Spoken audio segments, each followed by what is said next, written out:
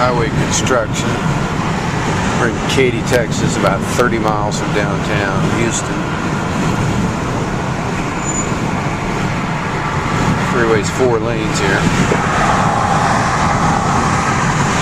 And building more.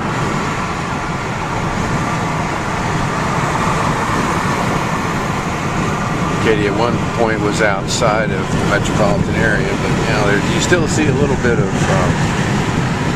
green areas, but by and large it's becoming Houstonized here. Houstonized, or should we say Americanized.